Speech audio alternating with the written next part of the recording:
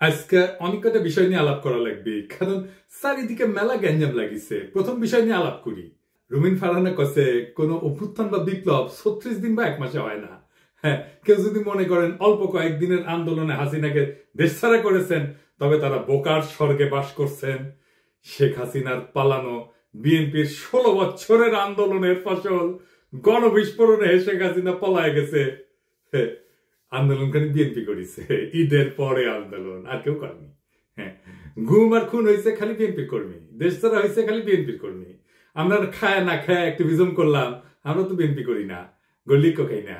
সমাজ কি তাইলে আমাদের মেনে নেবে? বিএনপির আন্দোলন তো দেখেছেন, দেখেন নাই? গত 10টা বছর 10টা জনসভাও করতে পারে নাই। ঈদের পর আন্দোলন করতে করতে শুনতে শুনতে কান পয়সা খুলে পড়েছে।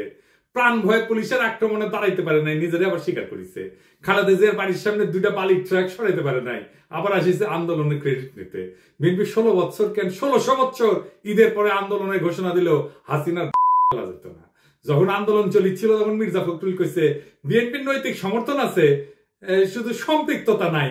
হ্যাঁ, শুনেন, আমরা এই আন্দোলনের সঙ্গে কখনোই সরাসরি জড়িত নই, আমরা তাদেরকে নৈতিক সমর্থন দিয়েছি। আর আজ রুমিন ফারহানা বলে বিপ্লব তারাই করেছে, 1 মাসে বিপ্লব হয় না। তাহলে 7ই নভেম্বরে বিপ্লব কেমনে 4 দিনে হইল? নভেম্বরের 3 তারিখ থেকে 7 তারিখ বিপ্লব। রাশিয়ার বিপ্লব কেমনে 10 দিনে হইল? দুনিয়া কাঁপানো 10 দিন, ওই টাইমের উপরে একটা বইও আছে। বিপ্লব ক্ষণস্থায়ী, বিপ্লব অল্প সময় থাকে। বিপ্লব হইতেছে সেই মহেন্দ্র ক্ষণ, একটা মাহদীয় সময়, যখন একটা জনগোষ্ঠী তার জাতীয় আকাঙ্ক্ষার সর্বোচ্চ শিখরটা হুট করে ছুঁয়ে ফেলে, বিদ্যুৎ চমকের মতো বা লাফায় ওঠা ল্যাম্পের শিকার মতো। ওই সময় ওই জাতির উপরে আল্লাহর খেলাফত নাজিল হয়, তখন সেই হয়ে ওঠে দুনিয়ায় খোদার খলিফা, বিপ্লবের নায়ক। আর সেই অসামান্য মুহূর্তটাই বিপ্লব। আমরা ভাগ্যবান, আমরা পুরা জাতি ওই মুহূর্তটায়, ওই মহেন্দ্র ক্ষণের নায়ক, যার মধ্যে দিয়ে সৃষ্টিকর্তার পবিত্র ইচ্ছা আমাদের জাতির উপরে নাজিল হয়েছিল। এই জন্য এই শহীদের মৃত্যু নাই, তারা সময় আর কালকে অতিক্রম করে যায়। আমি কইছিলাম খোদা তাআলার দয়া ছাড়া বিপ্লবে বিজয়ী হওয়া যায় না। খোদা তাআলার সাহসের আবাবিল পাখি পাঠানো লড়াইয়ের ময়দানে খোদা তাআলার সাথে জনগণের একটা স্পিরিচুয়াল কানেকশন ছাড়া বিপ্লব সফল হয় না। মহাজীবনের ডাক শোনে সবাই। আপনি রুমিন ফারহানাকে বিএনপি কে খোদা তাআলার জায়গায় বসাইতেছেন? নাউজুবিল্লাহ। বিপ্লবের মালিক সৃষ্টিকর্তা, আপনারা না। আপনি বিপ্লবের নায়ক হইলে আপনি মাইকের সামনে চিল্লাইতেন না, অবশ্য ভুলভাল চিল্লান। কইতেছে 18 সালে নাকি বিএনপি নির্বাচন প্রত্যাখ্যান করেছে। শুনেন, আওয়ামী লীগ যখন ভারতের সঙ্গে আঘাত করে 14, 18, 24-এ ক্ষমতা দখল করলো, বিএনপি তখন আকস্মিকভাবে জনগণের পাশে থেকে নির্বাচন প্রত্যাখ্যান করেছে। ওই নিজেই 2018 সালে সংসদে সংরক্ষিত আসনের এমপি ছিল বিএনপির, হালকা বিএনপি নির্বাচন প্রত্যাখ্যান করছে। কি কয় না কয় তার কোনো ঠিক নাই। শুধু তাই না, 10 কাঠার একটা প্লট চাই আবেদন করেছিল, যে প্লট পাইলে নাকি চিরকৃতজ্ঞ থাকিবে। দেখেন, এটা প্লটের লোভ সামলাইতে পারে না, সে আবার বিপ্লব করে। হ্যাঁ, খেল খতম হয়েছে, পয়সা হজম। দরখাস্তটা দেখেন, একবার বলে 2/3 মেজরিটি নিয়ে বিএনপি ক্ষমতায় যাবে। শুনেন, আবার বলে বিএনপি নেতা কর্মীদের কন্ট্রোল করা যাচ্ছে না, কেন্দ্রে জানায় কোনো লাভ হচ্ছে না। শুনেন, বিএনপি নেতা কর্মীদেরকে মাঠ পর্যায়ে কন্ট্রোল করা যাচ্ছে না, চাঁদাবাজির সঙ্গে যুক্ত, জমি দখলের সঙ্গে যুক্ত, টেন্ডারবাজির সঙ্গে যুক্ত। আমার এলাকাতে পদধারী নেতারা কেউ মাটি ভরাট করে নদীর উপরে, জমি দখল করে, আরেক উপজেলায় পদধারী নেতারা মামলা বাণিজ্য করে। তো কন্ট্রোল করা তো যাচ্ছে না। কেন্দ্রে খবর পাঠানো হয়েছে, কেন্দ্র কোনো অ্যাকশন নেয় নাই। তো বুঝছেন তো, বিএনপি ক্ষমতা এসে কি করবি? আচ্ছা, ওরে ছেড়ে দি, বাচ্চা মেয়ে কি কইতে কি কয় ঠিক নাই, আপনারাও ছেড়ে দিয়েন। এবার আসেন বিএনপির অন্যতম প্রধান তরুণ বুদ্ধিজীবী ফাহাম আব্দুল সালাম, ওরা নিয়ে একটু কথা বলি। ফাহাম দেশে গেছিল, আপনারা মনে হয় অনেকেই জানেন যে ফাহাম মির্জা ফখরুল ভাইয়ের মেয়ে জামাই। তো আমি অত্যন্ত পছন্দ করি ফাহামকে ব্যক্তি হিসেবে, ভেরি চার্মিং পার্সোনালিটি। এই ফ্যাসি বিরোধী লড়াইয়ে তার অসামান্য ভূমিকা ছিল। সে আরবান এলিট যুবক তরুণদের এই লড়াইয়ের জন্য তৈরি করছে, সে একাই। আমি ভালো কথা বলে ফেললাম না। হ্যাঁ, বাংলাদেশে কারো সম্পর্কে ভালো কথা বলা খুব মুশকিল। যারা ফাহামকে পছন্দ করেন না তারা গালাগালি করতে পারে, আর যারা ফাহামকে পছন্দ করে তারাও গালাগালি করবে যে ও আসিছে এবার ফাহামের জনপ্রিয়তা দিয়া তোমার পয়েন্ট বাড়ানোর জন্য, পয়েন্ট খাওয়ার জন্য আসিছে। আর যদি কখনো ফাহাম গ্যাঞ্জাম করে, অ্যান্টি পিপল স্ট্যান্ড নেয়, তখন এসে বলবে দেখেছেন, খুব তো তখন প্রশংসা করেছিলেন। যাই হোক, এটা বলে রাখলাম যে ফাহাম আমার এলাই না, এখন রাজনৈতিক মিত্র না। কারণ ফাহাম বিএনপির যে স্ট্যান্ড নিছে, যেটা আপলোড করে, সেটা করেও সম্পর্ক রাখা যায় ভিন্ন মতের মানুষের সাথে, কিন্তু ফার্ম সেটা রাখবে না বলে সিদ্ধান্ত নিছে, এটা কোনো সমস্যা নাই, অ্যাবসলিউটলি ফাইন। ফার্ম সম্পর্কে এত কথা বললাম যে আমাকে তাকে রেফার করে কথা বলতে হবে, সেই জন্য বলে নিলাম আর কি। কারণ সেও বলছিল যে এই লড়াইয়ে যারা ছিল তারা তার ভাই ব্রাদার বলছে, তো সেটা আমার তরফ থেকে এখন এটা বলে নেওয়াটা ভালো। তো ফার্ম দেশে গেল, সেই সময় ছাত্রদের নিয়ে বলছিল সম্ভবত একটা টিভি শোতে যে ছাত্ররা বিএনপির সাথে এলাই করলে ভালো করবে, এটা তাদের বেটার সিকিউরিটি দিবে। স্বার্থের দিক থেকে তারা যদি বিএনপির সাথে অ্যালাইন করে, আমার মনে হয় যে তাদের ভবিষ্যৎ অন্য অপশন থেকে বেটার। 2 দিন আগেও লিখলো ফার্ম যে আওয়ামী লীগের মিছিল হচ্ছে বড়, এইটা আমরা নাকি একে অন্যকে অপমানিত করছি তার ফল। হ্যাঁ, মাঝে মাঝে ফার্মের কথা শুনে হাসি। আচ্ছা ফার্ম, বিএনপি কি কাউকে সুরক্ষা দেওয়ার কথা বলা মানায়? আর বিএনপি কি কাউকে সুরক্ষা দিতে পারে? দিছে কখনো? এইসব ক্ষমতা কি বিএনপির আছে না ছিল? ক্ষমতা জিনিসটা কি, সেটা কিভাবে তৈরি হয়? বিএনপির যদি কাউকে সুরক্ষা দেওয়ার হিম্মত থাকতো তাহলে জিয়া তো নিহত হয় না, ইলিয়াস আলী গুম হয় না, সালাউদ্দিন চৌধুরী ফাঁসিতে যায় না, তারেক রহমান নির্বাসনে যায় না, বালুর ট্রাক ফেলা তার খালেদা জিয়াকে আটকাই দিতে পারে না। বিএনপি কি দেশকে আওয়ামী লীগের ফাঁসিবাদের হাত থেকে রক্ষা করতে পারছে? পারে নাই। বাংলাদেশের সবচেয়ে বড় রাজনৈতিক দল হয়েও অগাস্ট বিপ্লবের নেতৃত্ব দিতে পারে নাই। এই বিএনপি আগামীতে ক্ষমতায় যাইতে পারে, কিন্তু এই ক্ষমতা সে রাখতে পারবে না, কারণ ক্ষমতা বিষয়টাই সে বুঝে না। দেখেন, বিএনপির জন্ম হইতো না 1975-এর 15ই আগস্ট না ঘটলে। সেই আগস্ট বিপ্লবীদের রক্ষা করছে বিএনপি? করে নাই। মুজিব হত্যা মামলার বিচারে অভিযুক্ত সবাইকে জজ গোলাম রসুল ফায়ারিং স্কোয়াডে গুলি করে মারার মৃত্যুদণ্ডের রায় প্রদান করছিল। যদিও দেশে প্রচলিত সিআরপিসিতে মৃত্যুদণ্ড দণ্ডিতদের ফায়ারিং স্কোয়াডে গুলি করে মারার কোনো বিধানই নাই। সংসদে এই অপকর্মের বিরুদ্ধে সেদিন 120টা আসন নিয়েও বিএনপি কোনো বিরোধিতা না করে মুখে কুলু পাইতে চুপ করে বসেছিল। তাই বিএনপির কাউকে রক্ষা করতে পারবে না, করবে না, সে ক্ষমতা নেই। বিএনপি ক্ষতি করতে পারবে, সেটাই আসল ক্ষমতা। রক্ষা করতে পারাটা রাজনৈতিক ক্ষমতা না, বরং ক্ষতি করতে পারার হিম্মতটাই রাজনৈতিক ক্ষমতা। আমি এই প্রসঙ্গে বিস্তারিত আলাপ করছি আগের এপিসোডে। আওয়ামী লীগের মিছিল বড় হচ্ছে এই জন্য না যে কেউ কাউকে অপমান করছে আর অভিমানে রাজপথ ছেড়ে দিচ্ছে তাই আওয়ামী লীগ মিছিল করতেছে, না তা না। বাংলাদেশে বিএনপি বা জামাত বা ছাত্রদের এনসিপির গ্রিন সিগন্যাল ছাড়া আওয়ামী লীগের বাপের ক্ষমতা নাই মিছিল করে। আওয়ামী লীগ বিএনপির আশকারা পাইয়া মিছিল করতেছে না, শুধু বিএনপি আওয়ামী লীগের মিছিল করে দিচ্ছে। হ্যাঁ বা বেশ, এইভাবেই তারা আওয়ামী লীগকে বাঁচাই রেখে জনগণকে ভয় দেখাইতে চায়। বিএনপি ক্ষমতায় আসার আগেই দলটার নেতা কর্মী এবং তাদের আত্মীয় স্বজনরা আওয়ামী লীগের রাজনৈতিক স্বার্থ রক্ষার জন্য কতটা মরিয়া হয়ে উঠছে এ খবর পড়লেই সেটা বুঝতে পারবেন। আওয়ামী লীগকে যারা রুখে দিতে পারবে তারাই আগামী বাংলাদেশের নেতা হবে। বিএনপি রুখতে না চাইলে তো মাঠ ফাঁকা থাকবে না। বিএনপি প্রাণ ভয়ে রাজপথে 28 অক্টোবর দাঁড়াইতে পারে নাই, তার জন্য কি বর্ষা বিপ্লব থামেছিল? ছিল না। ফার্মের কন্ট্রাডিকশন গুলো নিয়ে আলাপ করি না, চাইলে করা যায়। ফার্ম কইতেছে 71 একটা রেড লাইন, এই রেড লাইন ক্রস করলে বাংলাদেশের রাজনীতি করা যাবে না। এই জন্য নাকি জামাত মেইনস্ট্রিম হইতে পারে নাই। আজিব বাত। বিএনপি কি 71 কে ওন করে? সে নিজে কি ফার্মকে নিজে বাঙালি জাতীয়তাবাদকে ওন করে? ফার্ম তো নিজেই নিজেকে হিন্দুস্তানি মুসলমান বলছে। দেখেন, আমি নিজেকে বাঙালি মনে করি না, আমি নিজেকে হিন্দুস্তানি মুসলমান মনে করি। ফার্ম কি ধর্ম নিরপেক্ষতা মানে? সে কি সমাজতন্ত্র মানে? সে নিজেই কমিউনিস্টকে দান্দিক বলে। সেই বাকশাল চাই, আবার ইউরোপিয়ান এনলাইটমেন্ট চাই। দান্দিক বোকাচোদা আর কি। তাইলে ফার্মের 71টা আসলে কি? ফার্মের ন্যারেটিভ কি 71-এর? আমি আসলে জানতে চাই। এবার আসেন বিএনপির 31 দফা নিয়ে আলাপ করি। আমি 31 দফার এক এক দফা নিয়ে সারা ভাবে আলাপ করেছি, আপনারা দেখছেন। আলাপ একবারে যদি করতাম আগ্রহ ধরে রাখতে পারতেন না। তো বিএনপির কিছু কইতে ইচ্ছা করে না, এটা বেকুব ভর্তি দল, এরা নিজেদের দুর্বলতা কখনো বুঝতে পারে নাই। যেহেতু অ্যান্টি আওয়ামী লীগ সকলের কাজের সুফল পাইছিল, তাই তারা ভাবে নাই নিজের ইন্টেলেকচুয়াল অ্যাসেট গড়ে তুলতে হবে। এখন পরিচয় গাড্ডায় আওয়ামী আমলের কোন ন্যারেটিভ তৈরি করতে পারেন নাই, একটাও না। আপনি দেখাইতে পারবেন না একটা ন্যারেটিভ তৈরি করেছে, নিজেদেরকে রক্ষা করতে পারেননি ন্যারেটিভ তৈরি করে। আর এইটা যে তাদের দুর্বলতা, এটা কোনোদিন খতায় দেখে নাই। গাড়পেলি করে মাস্তানি হয়, রাজনীতি হয় না। রাজনীতি সিরিয়াস বিষয়, ক্ষমতা মাফিয়াদেরও থাকে। যাই হোক, আজকে 2টা দফা নিয়ে আলাপ করবো বিএনপির 31 দফা। তার আগে কয়ে নেই, রাজনৈতিক দফার সংখ্যা কম হইতে হয়। আমি চ্যালেঞ্জ দিয়ে বলতে পারি, বিএনপি স্ট্যান্ডিং কমিটির প্রত্যেককে আলাদা কইরা 31 দফা লিখতে বলেন, পারবে না, একজনও লিখতে পারবে না 31টা দফা। আপনি বিএনপির কর্মী বা হন, নেতা হন, নিজে লেখেন, এটা এপিসোড বফ করে নিজে লেখেন, পারবেন না। আমি চ্যালেঞ্জ দিলাম, পারবেন না। আপনি নিজে যার রাজনীতি করাটাই কাজ, যে পারেন না নিজের দফাটা নিজে লিখতে, মনে রাখতে। পাবলিকের বাপের ধন কি সাপে খাইছে যে সে মনে রাখবে? তার ঠেকা পড়ছে। আসেন দেখি রাজনৈতিক কর্মসূচি অল্প দফায় কেন হইতে হয় সেটা একটু আলোক করি।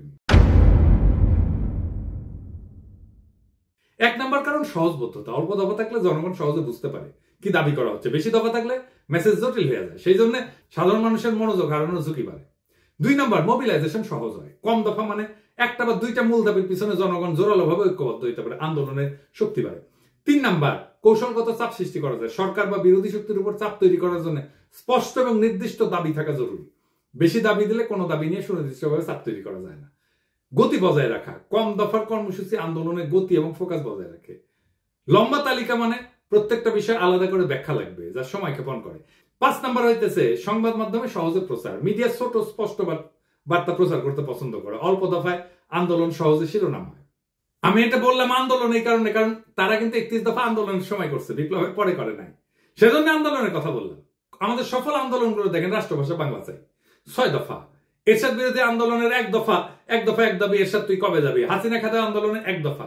এমনকি বিএনপি যে 4 দলীয় জোটের 5 দফা ছিল 2001 সালের নির্বাচনে, দুর্নীতিমুক্ত প্রশাসন, সুশাসন, আইন শৃঙ্খলা উন্নয়ন, এই সমস্ত। তারপরে দফা বাড়তে থাকে। 2018 সালে বিএনপির ঐক্যফ্রন্টের দফা হয় 7 দফা আর 11টা লক্ষ্য। এই হইতেছে বাম ইনফ্লুয়েন্স। দাবি ঢুকাইতে হবে টাইসা। মানুষ পড়লো কিনা শুনলো কিনা ভাবাভাবি নেই।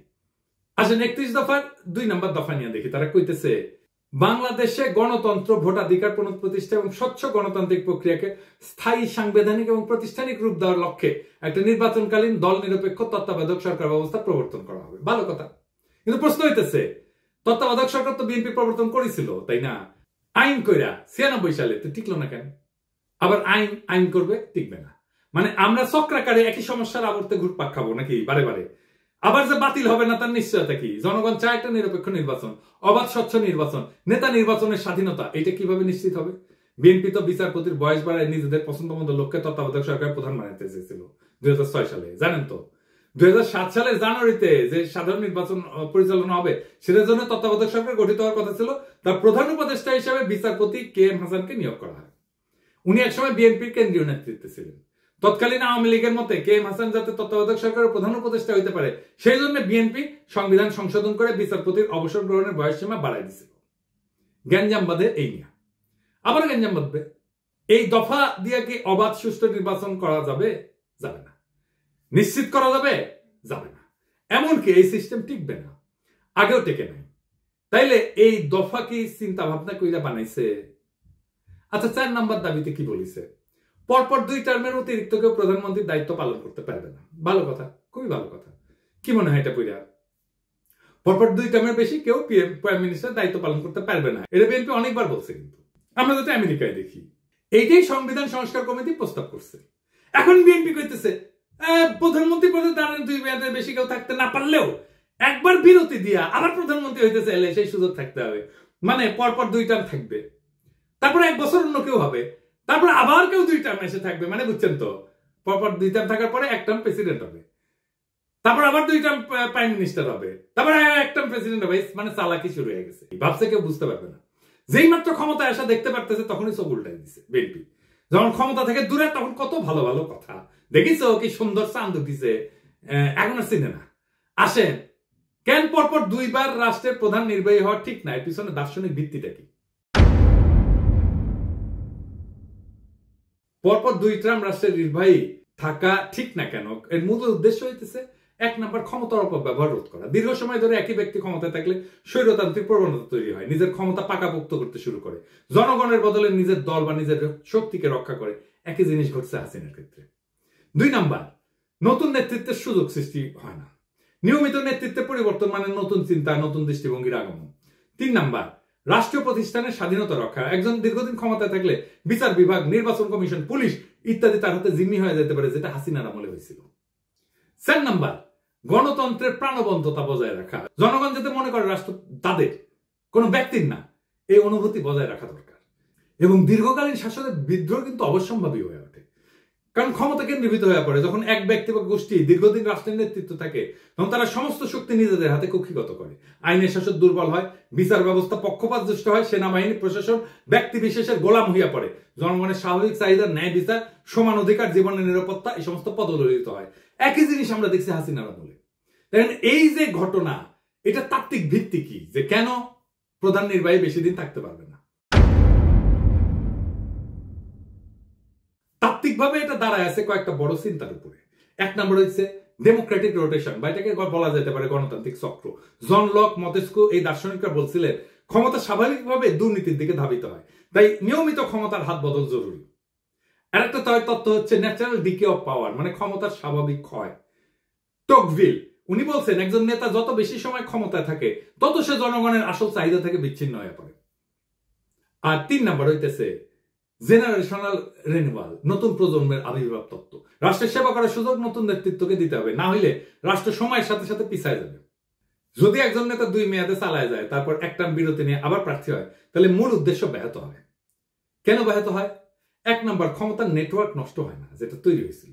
যে নেতা টানা 2 মেয়াদ চালাইছে, তার সময়কালে প্রশাসন, বিচার বিভাগ, পুলিশ, মিডিয়া, ব্যবসায়ী গোষ্ঠী সব স্তরে স্তরে অনুগত এক ধরনের নেটওয়ার্ক তৈরি হয়। একটা বিরতিতেও এই নেটওয়ার্ক বেঁচে থাকে, সক্রিয় থাকে। এখন দেখতেছেন না, এখনো হাসিনার লোকজন প্রশাসনে আছে। তো উনি যখন আবার প্রার্থী হয়, এই শক্তিগুলো তাকে সুবিধা দেয়, ফলে নতুন প্রতিদ্বন্দ্বিতা বা নতুন নেতৃত্বের সুযোগ প্রকৃত অর্থে হয় না। 2 নম্বর, জনগণের মনস্তত্ত্ব পাল্টায় না। নেতার ব্যক্তি পূজা বা জনপ্রিয়তার মিথ ভেঙে যেতে সময় লাগে।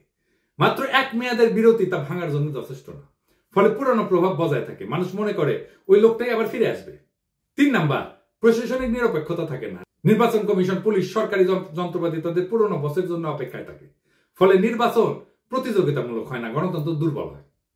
4 নম্বর হইতেছে নতুন প্রজন্মের নেতৃত্ব বাধাগ্রস্ত হয়। যখন পুরনো নেতা আবার ফিরে আসার সম্ভাবনা রাখে, তখন নতুন নেতৃত্ব উঠে আসতে ভয় পায় বা বাধাগ্রস্ত হয়, গণতন্ত্রের নবায়ন থেমে যায়। তত্ত্বে যতই বলা হোক না কেন, অনেক রাষ্ট্রনায়ক নিয়ম ভেঙে আজীবন ক্ষমতা ধরে রাখার পথ তৈরি করছে। সবচেয়ে উল্লেখযোগ্য 2টা উদাহরণ দিই। ভ্লাদিমির পুতিন টানা 2 টার্ম শেষ হওয়ার পর উনি সংবিধান অনুযায়ী প্রেসিডেন্ট হইতে পারতেন না, তাই নিজের ঘনিষ্ঠ দিমিত্রি মেদভেদেভকে প্রেসিডেন্ট করে নিজে হয় প্রধানমন্ত্রী, কিন্তু রাশিয়া প্রকৃত ক্ষমতা নিজের কাছেই রাখে। 2012 সালে আবার প্রেসিডেন্ট হয়, পরে সংবিধান সংশোধন করে তার মেয়াদের সীমাটা মুছে দেয়। এখন পুতিন 2036 সাল পর্যন্ত প্রেসিডেন্ট থাকতে পারবে, অর্থাৎ প্রায় 4 দশক ধরে। এর ফলাফল কি হয়েছে? রাশিয়া গণতন্ত্র থেকে দূরে সরে গেছে, বিরোধী নেতারা নিশ্চিহ্ন হয়ে গেছে এবং ব্যক্তিকেন্দ্রিক একনায়কতন্ত্র তৈরি হয়েছে। শি জিনপিং, চীন প্রেসিডেন্টের জন্য 2 মেয়াদের সীমা ছিল 5-5-5 10 বছর। শি জিনপিং 2013 সালে প্রেসিডেন্ট হয়। 2018 সালে চীনের কমিউনিস্ট পার্টি সংবিধান পরিবর্তন করে 2 মেয়াদের সীমা তুলে দেয়। এখন শি জিনপিং আজীবনের জন্য প্রেসিডেন্ট থাকার পথ খুলে দিয়েছে। এর ফলাফল কি? চীনে ব্যক্তির চেয়ে পার্টি বড়, এই নীতিগতভাবে লঙ্ঘন করছে। আজ চীনে গণতান্ত্রিক কোনো নির্বাচন নাই, মত প্রকাশের স্বাধীনতা কঠিনভাবে নিয়ন্ত্রিত। ফলে যখন 2 টার্মের নিয়ম ভেঙে ফেলা হয় বা কোন ছিদ্র রেখা ক্ষমতা ধরে রাখার রাস্তা রাখা হয়, তখন গণতন্ত্র দ্রুত দুর্বল হয়ে পড়ে, রাষ্ট্র ব্যক্তি কেন্দ্রিক হয়ে যায় এবং জনগণের স্বাধীনতা কাগজে কলমে সীমাবদ্ধ হয়ে পড়ে। আমি মাঝে মাঝে চুপচাপ হয়ে বসে থাকি, ভাবি যে যদি 2028 সাল পর্যন্ত আওয়ামী লীগ থাকতো কি হইতো? নির্বাচনের নাম উচ্চারণ করলেই নীল সাদা ভাই নিশা দাঁড়াইতো দোরগোড়ায়, ঠান্ডা গলায় বলতো চলেন। তারপর বাকিটা একটা কালো গল্প, যার শেষ পাতায় রক্তের দাগ। লুৎফুজ্জামান বাবর কারাগারের ঘুপসি কোণে চোখ তুলা পাখিদের উঠতে দেখতেন আর ভাবতেন তারা এখনো উঠতে পারে, অথচ আমি। সালাউদ্দিন আহমেদ শিলংয়ের আকাশে হাত তুলতেন, এই নীল কি ঢাকার মতো, নাকি আমি বদলে গেছি? খালেদা জিয়া এখন অন্তরীণ থাকতেন। রিজভী ভাই কোলাপসেবল গেটের পিছনে মাফলার গলায় দিয়া হাতে গোনা কয়েকজন কর্মী নিয়া শীতের মধ্যে ঠকঠক করে কাঁপতেন, ওটাই ওনার রাজনৈতিক কর্মসূচি হয়ে থাকতো। আর আয়নাগর, ওইখানে নাম ঝুলতো শত শত মৃত স্বপ্নের, ভুলে যাওয়া মানুষের, যারা একদিন হাঁটতো, হাসতো, স্বপ্ন দেখতো, তারপরে চুপ হয়ে যেত। আমরাও চুপ হয়ে যেতাম, চুপচাপ বাজারে যেতাম, চুপচাপ অতি মূল্যে অল্প কিছু ডিম কিনতাম, সবজি কিনতাম, আর মাছ মাংস দেখে হাত পিত্তেশ করতাম। চুপচাপ আয়নায় তাকায় ভাবতাম এটা আমার মুখ না, আমি কোথায় হারালাম। ঠিক তখন কিছু সাহসী তরুণ উঠে দাঁড়ায়, তারা বলে এমন জীবন চাই না। তারা বাতাসে ছড়ায় দেয় আলো, আমরা গলা ছেড়ে কাপা কাপা স্বরে ওদের দেখে পথে নেমে আসি, সাহস নিয়া বলি আমরা ভালো নাই। কিন্তু আজ আমরা বলি ওদের হটাও, ওরা রাজনীতি করে ফেলছে। ওদের রক্ত আজকে পথের ধুলা, ওদের কান্না আজকে নীরব শোক। আমরা চিৎকার করি এখনই নির্বাচন চাই, ডিসেম্বরেই চাই, এখনই চাই। দেশ যে ভালো চলতেছে এটা কেউ দেখে না। রিজার্ভ বাড়তেছে, দুর্নীতির টাকা ফিরতেছে, সংস্কারের বাতাস লাগছে, কিন্তু এই খবর কারো কানে ছয় না। একটাই আমাদের পিপাসা এখন, ক্ষমতা আর ক্ষমতা। আলোর এই লড়াই কখনো সহজ ছিল না। আলোর জন্য যারা পথে নামে তাদের পা রক্তাক্ত হয়, তাদের চোখে জল জমে, তাদের গলা রুদ্ধ হয় কান্নায়, কিন্তু তবু তারা হাঁটে। তারা হাঁটে কারণ তারা জানে পিছাই গেলে চিরকাল হারায় যেতে হবে। আজ যারা রক্ত দিচ্ছে, যারা ভয়কে পিছনে ফেলে আগাইছে, তাদের নাম ইতিহাসের পাতায় লেখা থাকবে। আজকে যারা কাঁপতেছে, মিথ্যা বলতেছে, তারা কেবল হারায় যাবে বিস্মৃতির ধুলায়। বিপ্লব কখনো সংগঠিত হয় না বক্তৃতায়, বিপ্লব জন্ম নেয় নির্ভীক হৃদয়ের তপ্ত রক্তে। আমরা সেই রক্তের উত্তরাধিকার, আমরা হারবো না।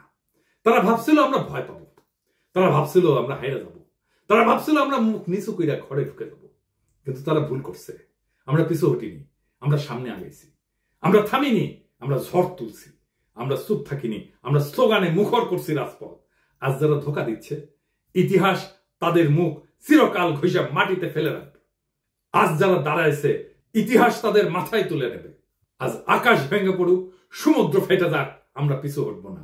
আমাদের জয় হবে ইনশাআল্লাহ। ইনকিলাব জিন্দাবাদ।